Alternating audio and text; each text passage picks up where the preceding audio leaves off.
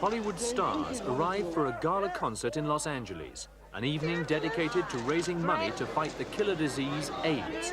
Many famous figures have fallen victim, and Hollywood's concern was eloquently expressed by Elizabeth Taylor. All we can do at this point is help our friends who have AIDS. And the only way we can do that is by doing what you're doing, by giving of support, money, and love. One celebrity missing from the gala was 59-year-old Rock Hudson, a Hollywood and television star of over 30 years standing. He revealed earlier in the year that he is seriously ill from AIDS. It was this revelation that was one of the moving forces behind the Los Angeles benefit, and it also helped to make the general public aware of how widespread the AIDS epidemic has become. AIDS has been detected in 43 countries, but the large majority of cases are in the United States. Over 13,000 Americans have been diagnosed as sufferers, the large majority male homosexuals. The AIDS virus attacks and destroys white blood cells, stripping the body of its resistance to other illnesses. AIDS victims soon fall prey to cancers, pneumonia, fevers, and wasting sickness. Equally frightening, the number of AIDS cases is doubling within a time span of 10 to 12 months. The medical profession has been working overtime in the search for an answer. It's 5 years since AIDS was recognized for what it is, a destroyer of the body's immune system. And there is still no known cure, with 51% of known victims already dead. Scientists have made some progress. AIDS virus lives in the bloodstream, and batches of emergency blood supplies in hospitals have been found to be infected because they came originally from infected donors. Orders have gone out that all donated blood must be screened for AIDS before use. This should eliminate people getting AIDS through blood transfusions.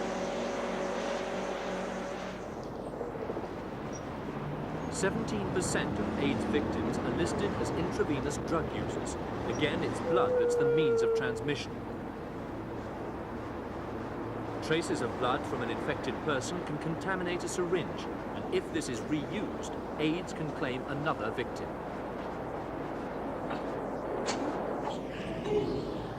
A growing number of sufferers are children. Some have received tainted blood medically, either through blood transfusions or through injection treatment for haemophilia, the bleeding illness. But the majority of child victims have one or two AIDS-affected parents, and they were born with the virus already in their blood. And the younger the victim, the higher the mortality rate. Innocence is no protection from the virus. The highest risk group, though, remains the male homosexual community, and the city of San Francisco, called the gay capital of the world, has been living under a cloud of fear for the past 5 years. During the last decade of sexual freedom and gay liberation in the United States, homosexuals flocked to San Francisco in the search for an open lifestyle, readily catered for by gay bars, clubs, and cinemas.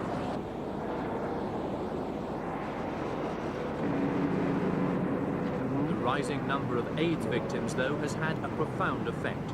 Sexual promiscuity and sex with strangers can only increase the dangers.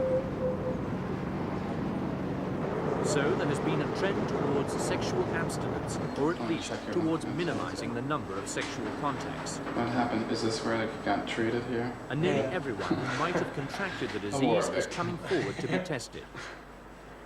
War against the wars. The first symptoms of AIDS include a fever, swollen glands, persistent headaches, and sores on the tongue. The only thing I've needed is the dryness in the mouth in the morning. Just how the disease is transmitted is still a matter of dispute. The virus has been found in all body fluids, including tears and saliva. Nice deep breath in the mouth. But contaminated blood or semen penetrating another person's bloodstream is believed to be the main means of transmission. This young man, David Masterson, has been given the bad news. He has AIDS. How is he coping? For me, I've pretty much accepted the fact that I'm going to die, and I'm pretty okay with that at this point. I think everything happens for a reason, and whether we know the reason or not, I think that. So I'm okay with that. I think whatever I can do here as far as research will be a help. Were you very surprised when you were diagnosed as having AIDS, or had you kind of feared you might? I'd feared it for a while, yeah, as I think everyone here in the city has. So when you were finally told, how did that come to you? I was surprised at the time it came, but I really wasn't surprised at the fact itself. So how do you feel each day now? I mean, how are you feeling at the moment? Physically, mentally, both. Physically, I do pretty well. I think mentally is harder. It's a constant balance of reprocessing your the daily thinking processes, which is what I find the hardest to do.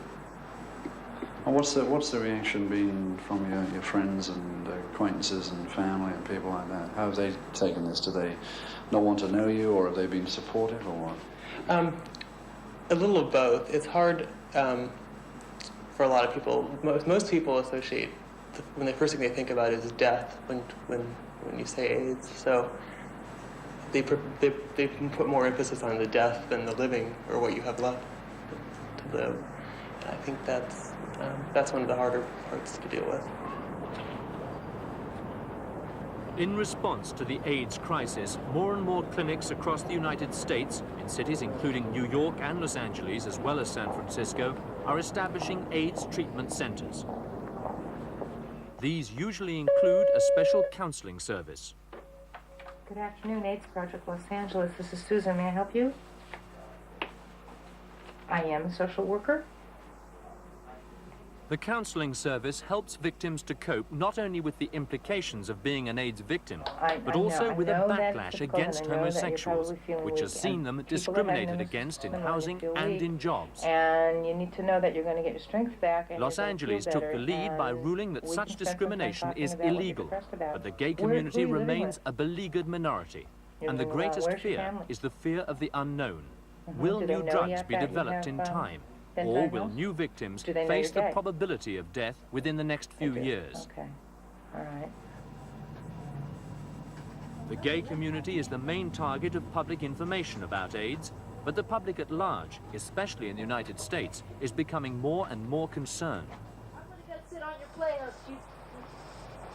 One of the most distressing examples is the Burke family in Pennsylvania state. The mother, Lauren Burke, is an AIDS carrier. She became infected sexually from her hemophiliac husband, who was given infected blood injections.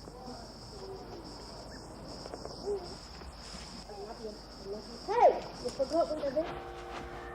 The daughter, Nicole, is well, but her younger brother, Dwight, is seriously ill. He was born with the virus and is not expected to live. Dwight's mother talks about how her baby son is suffering. Well, the AIDS virus is affecting his brain, which is his major problem. He's gone from being able to stand and walk around, holding onto the table, talking, to doing absolutely nothing. He can't hold his head up. Is your husband able to get around at the moment? Yeah, pretty much so. He can't do things like we used to do, like we used to go for walks. We can't go for walks anymore because we get too tired, especially my husband. He gets very short of breath. And we can't take her to the playground and play because we just are too tired to do things like that. How much does Nikki understand of what's happening to you all? Not too much. She says she knows that her mommy and daddy and brother are very sick, but what sick and dying means to a child. Mother ain't gonna die soon, 'cause I ain't very old yet. Well, She knows that brother's sick, right, honey? Huh? And daddy's sick? So she knows, but She can't understand. she can't understand it, and I don't think she wants to Have my understand. chair cook. To be 4 years old and told that possibly any day your brother and your father and mother may die because they have a disease that there's no cure for. It's a lot for anybody to handle. I don't really think she understands.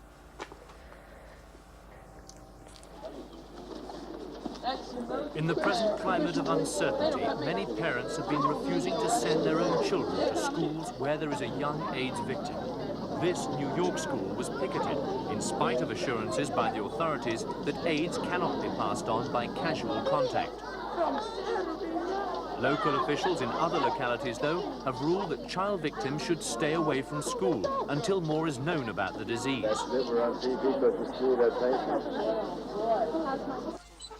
And in Australia, 3-year-old Eve van Grafhorst is at the centre of a similar dispute.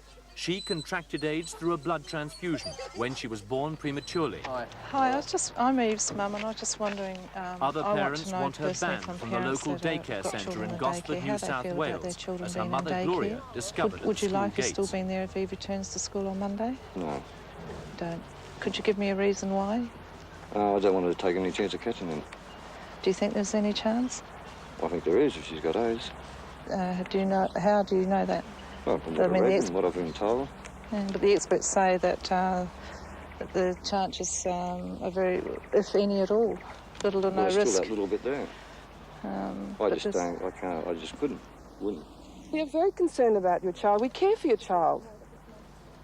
But she's Do you think she'd like to come back to a centre where she's going to be afraid to be touched? I don't think that will happen. It will happen. It is happening. It's happening in New York today. The whole school emptied out because the same thing is happening there. So until such times that we know more about it, I shall definitely withdraw my child if she comes back. There's a similar dispute in Hampshire, England. Dozens of pupils have been kept away by their parents because one 9-year-old boy, a haemophiliac, has AIDS antibodies in his blood. This means he could become a full AIDS sufferer at a later date. A specialist has declared that risks of the disease being passed on How do you are feel about minimal, the parents who are but the who boy's are mother keeping their kids can away from understand school? the other parents' fears. We don't feel any animosity towards them at all. They're obviously caring parents and are caring about their children, the same as we do about ours. The thing is, there's a risk involved in everything, and they want someone to come along and say, no, there isn't a risk. Unfortunately, we can't do that. We would be telling lies. That's right. All we can do is take sensible precautions, which is what we were concerned should happen, and those precautions have been taken. One of the main centres of research into AIDS is Paris. French doctors claim to have succeeded in isolating the AIDS virus early in 1983, several months ahead of American doctors. The main work in Paris is done at the Pasteur Institute, which works within the public health sector. Research is taking two main paths: finding a vaccine which could stop the spread of the disease through an inoculation program, and developing a drug which can relieve the painful symptoms of AIDS.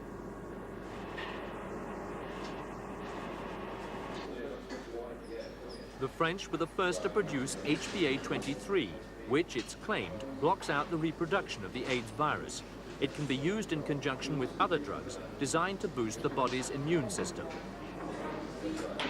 Reports of its success brought many Americans here, because the drug was not approved for human testing in the United States at the time, though that ban has now been reversed. New drugs, though, often have unpleasant side effects, and there is still a lot of work to be done. Points raised by researcher Simon Wayne Hobson, who says we cannot yet speak in terms of a new wonder drug. Is it really the answer? Well, it'd be wrong to say. Yes. A drug. This virus takes, we know, many years to develop. So if you have some sort of success, or even short term, you've got to know if you can get rid of that virus completely. And we've got to talk of a long term. For instance, if you have someone with cancer, you wouldn't dream of doing a short term treatment and then saying, oh, he or she is cured. Maybe with this virus, it may take a long time before we're sure of its success. There are promising results, but I think one shouldn't go further than this. At the moment, it's too early days. Also, with these drugs, every drug, you know, you have to test the side effects, because you're not allowed to give drugs that give possible toxicity to the kidney or whatever. So all these factors have to be investigated in incredible detail. One of the Americans who came to Paris is Bob White. He's taken a course of HPA-23 treatment here, which he feels sure has done him a lot of good. And now he's learned that he can continue the course back in the United States. And have the same treatment. Oh, it's wonderful news. I mean, I feel the drug is effective for what it says it does, which is stop viral activity. And I'm hoping to participate in further experiments in the future to restore my immune system, which would be the closest we could hope to have a cure for this disease. Is that a direct result, do you think, of this being brought to the public's attention, i.e. by Rock Hudson admitting that he's got it? Oh, clearly. We all owe an incredible debt of gratitude to Rock Hudson for being honest about this. I mean, there's been many other celebrities and politicians that have died in the United States because of AIDS, and no one knows that they died because of AIDS. And I think it took a lot of courage for him to do what he did, and it certainly made it possible for me personally to be able to return home. Amid the growing awareness and concern about AIDS, the British government has allocated £1 million to combat the disease, while the United States government is being asked to increase its AIDS budget to $196 million. So public money and private money is helping the scientists find a cure for AIDS. The Los Angeles gala would not have been held if Rock Hudson had not revealed that he was an AIDS victim. Fittingly, one of the highlights of the evening was the reading by Burt Lancaster of a letter from Rock Hudson. People have told me that the disclosure that I have been diagnosed as having acquired immune deficiency syndrome helped to make this evening a success, and that it will raise in excess of $1 million to help against the battle of AIDS. I've also been told that the media coverage of my own situation has brought enormous international attention to the gravity of this disease in all areas of humanity, and is leading to more research, more contribution of funds, a better understanding of the disease than ever before. I am not happy that I am sick. I'm not happy that I have AIDS.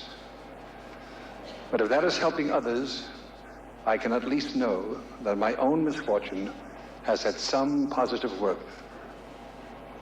Thank you, Elizabeth. Thank you to all my friends who are attending this evening, and to thousands who have sent their prayers, their thoughts, their love, their wishes, their support. Thank you.